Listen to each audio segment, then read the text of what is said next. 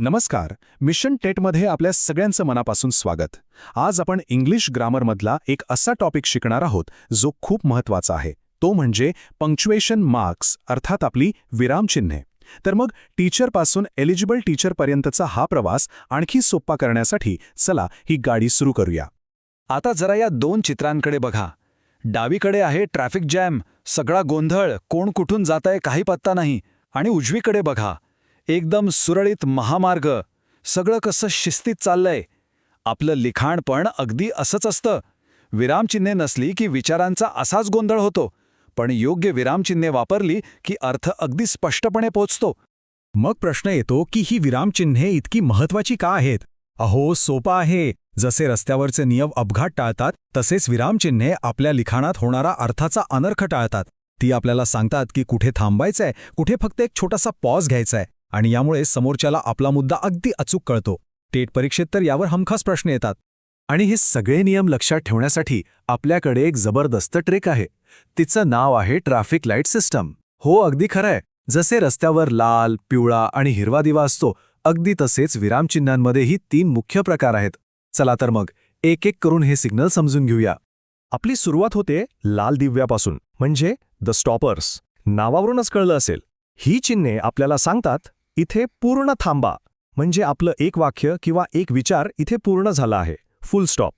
या स्टॉपर्स गँगमध्ये 3 मुख्य सदस्य आहेत. पहिला फुल स्टॉप म्हणजे पूर्णविराम. साधं वाक्य संपलं की याला लावायचं, जसं की दिस इज अ बुक, संपला विषय. दुसरा आहे क्वेश्चन मार्क, प्रश्नचिन्ह. जिथे प्रश्न विचारला तिथे हा हजर, जसं व्हॉट इज युअर नेम. आणि तिसरा एक्सक्लेमेशन मार्क म्हणजे उद्गार चिन्ह, मनातल्या तीव्र भावना दाखवण्यासाठी, जसं की व्हॉट अ ब्युटिफुल साईट, मस्तच. ओके. लाल दिव्यानंतर येतो आपला पिवळा दिवा, द पॉझर्ड्स. ही चिन्हे आपल्याला पूर्ण थांबायला सांगत नाहीत, तर वाक्यात फक्त एक छोटासा ब्रेक किंवा पॉज घ्यायला सांगतात. यामुळे मोठमोठी वाक्य समजायला एकदम सोपी जातात. आणि या पिवळ्या दिव्यांमध्ये सगळ्यात महत्त्वाचं आहे कॉमा, म्हणजेच आपला स्वल्पविराम. एक गोष्ट लक्षात ठेवा, कॉमा म्हणजे वाक्यातला सगळ्यात छोटा थांबा, पण या छोट्याशा चिन्हाचं काम खूप मोठं आहे. आता टेट परीक्षेसाठी कॉमाचे हे 4 नियम तर डोक्यात पक्के बसवून घ्या. पहिला, यादीतील गोष्टी वेगळ्या करण्यासाठी, जसं की गंगा, यमुना, कावेरी. दुसरा, तारीख आणि वर्ष वेगळं करण्यासाठी, जसं की नोव्हेंबर 5 नंतर कॉमा 2007. तिसरा, पत्त्याचे भाग वेगळे करण्यासाठी, प्लॉट नंबर 183 नंतर कॉमा सोलापूर. आणि चौथा, रिपोर्टेड स्पीचमध्ये, जसं की मॅडम नंतर कॉमा ही सेड. हे 4 नियम म्हणजे हक्काचे मार्क. पिवळ्या दिव्यांमध्ये जे 2 मोठे भाऊ पण आहेत, सेमीकोलन आणि कोलन. जेव्हा 2 वाक्य एकमेकांशी जोडलेली असतात तेव्हा कॉमापेक्षा थोडा मोठा थांबा घेण्यासाठी सेमीकोलन वापरतात. आणि पुढे एखादी यादी किंवा काहीतरी माहिती द्यायची असेल तर कोलन वापरतात, जसं की the great rivers in India are, आणि मग पुढे नद्यांची नावं. आणि आता येतो आपल्या ट्रॅफिक लाईटमधला शेवटचा आणि सगळ्यात भारी सिग्नल, हिरवा दिवा, दी इंडिकेटर्स. ही चिन्हे थांबायला नाही तर शब्दांना किंवा वाक्यांना एक स्पेशल अर्थ देण्यासाठी, एक प्रकारे गाडीला गिअर टाकून पुढे जाण्यासाठी मदत करतात. यातला पहिला आणि सगळ्यात महत्त्वाचा नियम म्हणजे कॅपिटल लेटर्स कधी वापरायची.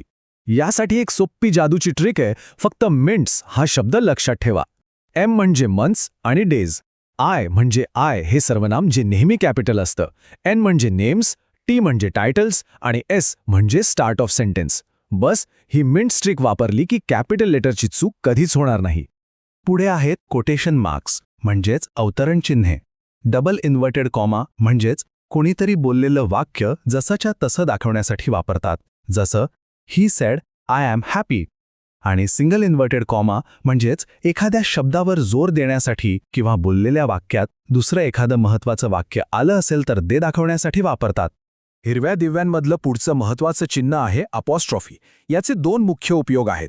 एक म्हणजे मालकी दाखवण्यासाठी, जसं सीताज बुक म्हणजे सीताचं पुस्तक. आणि दुसरा म्हणजे शब्दांना शॉर्ट करण्यासाठी, जसं डू नॉटचं होतं डोंट. आणि हो, एक टेट स्पेशल टिप, जर एखाद्या नावाच्या शेवटी एस असेल तर मालकी दाखवताना फक्त अपॉस्ट्रॉफी लावतात, परत एस लावत नाहीत. उदाहरणार्थ गर्ल्स हॉस्टेल. चला तर मग नियम शिकलो, ट्रिक्स पण बघितल्या. आता वेळ झालीये प्रॅक्टिसची. बघूया तरी आपल्याला हे नियम किती समजले आहेत या प्रॅक्टिस झोनमध्ये. आता तुमची पाळी. स्क्रीनवर 3 वाक्य दिसत आहेत, पण त्यात एकही विरामचिन्ह नाहीये. आता एक काम करा. आपण शिकलेल्या ट्रॅफिक लाईट आणि मिंट्स नियमांचा वापर करा आणि ही वाक्य तुमच्या वहीत योग्य विरामचिन्हांसह लिहून काढा. हवा तर व्हिडिओ इथेच पॉज करा. ओके, चला उत्तरं तपासूया. पहिलं वाक्य, the robber shouted, I am a robber. Mints नियमानुसार वाक्याची सुरुवात कॅपिटल, शाउटेड नंतर कॉमा, बोललेलं वाक्य डबल कोटमध्ये, त्यातला आय कॅपिटल आणि शेवटी फुल स्टॉप. दुसरं, who is Payal asked Sambhuda. हुचा डब्ल्यू कॅपिटल, पायल आणि संभुदा नावं आहेत म्हणून ती पण कॅपिटल आणि प्रश्न आहे म्हणून प्रश्नचिन्ह. तिसरं, no of course not, he answered. नोचा एन कॅपिटल, नो नंतर कॉमा आणि शेवटी फुल स्टॉप. आशा आहे की आपली उत्तरं बरोबर आली असतील.